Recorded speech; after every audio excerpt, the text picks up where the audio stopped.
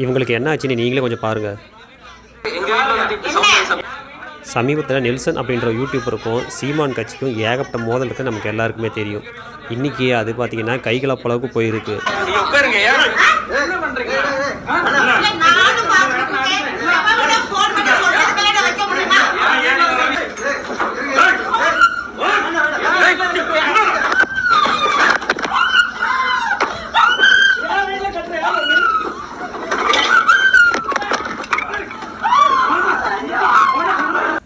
அதாவது இந்த வீடியோவில் என்ன ஆயிருக்கு அப்படின்னா, சீமான் வந்து நிறையா தப்பு பண்ணியிருக்காரு, அவர் பார்த்திங்கன்னா நிறையா பணம் வாங்கியிருக்காரு, சொத்து நிறையா வாங்கியிருக்காரு அப்படின்னு இந்த நெல்சன் அவர்கள் சில நாளாக சொல்லிட்டு வந்தார்.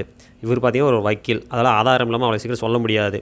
ஸோ அது இல்லாமல் ஒரு தலைவர்கிட்டே சொல்லும்போது கரெக்டான ஆதாரம் இருக்கணும். இந்த நெல்சன் அவர்களும் பார்த்திங்கன்னா ஆதாரத்தோட சில விஷயங்கள் சொல்லியிருக்காரு. இதில் பொறுத்துக்க முடியாமல் சீமான் கட்சிக்காரங்க என்ன பண்ணியிருக்கா அப்படின்னா, இன்றைக்கி நெல்சனை வந்து பார்த்திங்கன்னா பேச்சுவார்த்தைக்கு ஒருத்தர் வீட்டுக்குள்ளே கூப்பிட்ருக்காங்க. அந்த பேச்சுவார்த்தைக்கு மூலமாக என்ன பண்ணியிருக்காங்கன்னா, பயங்கரமான ஆயுதங்களை பார்த்திங்கன்னா இந்த சீமான் கட்சிக்காரங்க ஒழிச்சிட்டு வந்து அந்த நெல்சன் அப்படின்ற யூடியூபர்கிட்ட சண்டை போட்டிருக்காங்க. அவர் பார்த்திங்கன்னா பலமாக தாக்கியும் இருக்காங்க. இவர் பார்த்திங்கன்னா ராஜ்மோகனும் உங்களுக்கு தெரியும், யூடியூபர் தான், இவர் சீமான் கட்சி சேர்ந்தவர் தான். இன்றைக்கி அவங்களுக்கும் இந்த நெல்சன் அப்படின்ற யூடியூபருக்கும் பார்த்திங்கன்னா சண்டையாகிருக்கு, கைகலப்பும் ஆகிருக்கு. அது பார்த்திங்கன்னா இந்த நெல்சன் அப்படின்ற ஒரு கொலை முயற்சி செய்யணும் அப்படின்றதுக்காக ஆயுதங்களும் பார்த்திங்கன்னா கையில் கொண்டு வந்திருக்காங்க.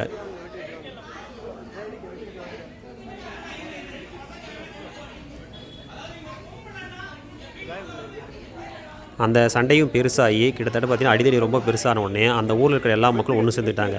அப்போது இந்த சீமான் கட்சிக்காரங்க பார்த்திங்கன்னா அவங்கெல்லாம் பிடிச்சி வச்சுக்கிட்டாங்க. திரும்ப கொஞ்ச நேரத்துலேயே காவல்துறைக்கு ஃபோன் பண்ணி காவல்துறையும் பார்த்திங்கன்னா அந்த இடத்துல வந்துருச்சு. பட் இன்னும் என்ன பண்ணாங்க அப்படின்ற இன்னும் முடிவே தெரியல. பட் இப்போ தான் வீடியோக்கள் சிலது வந்திருக்கு. எது இருந்தாலுமே சரி, ஒருத்தர் மேலே தப்பு சொன்னால் அதுக்கு கோர்ட் மூலியமாக வழக்கு தொடரலாம். அல்ல சீமான் மேலே சொல்லும்போது மான நஷ்ட வழக்கு கூட போடலாம், என்கிட்ட அவங்களே சரியாக ஆதாரம் இல்லை அப்படின்ட்டு. பட் இவர் ஆதாரத்தோடு தான் சொல்லியிருக்காரு. ஆனால் அதுக்கு வந்து சரியான முறையில் பேச்சுவார்த்தை பண்ணியிருக்கணும். இப்படி வீடு புகுந்து ஒருத்தர் அடித்தா அது எல்லாமே சரியில்லை. இப்போது சீமான் வந்து பார்த்திங்கன்னா இவரை இந்த மாதிரி தாக்கத்தில் நடத்துறதுக்கு சீமான் என்ன பதில் சொல்ல போகிறார், அல்லது சாட்டை முருகன் என்ன பதில் சொல்ல போகிறாங்கிறது எல்லாருமே கேள்வியாக இருக்குது. ஆனால் சீமான் வந்து பார்த்திங்கன்னா இதுக்கு உடனடியாக அவர் ஏதாவது பதில் சொல்லணும். ஏன்னா இவங்க எல்லாருமே சீமான் கட்சியை சேர்ந்தவங்க தான். இது வந்து மறுக்க முடியாத உண்மை. எது இருந்தாலுமே இந்த விஷயம் இப்போ சின்னதாக முடிய போகிறதில்ல. இது எல்லாமே பார்த்திங்கன்னா ரொம்ப ரொம்ப ஆபத்தான விஷயம் தான்.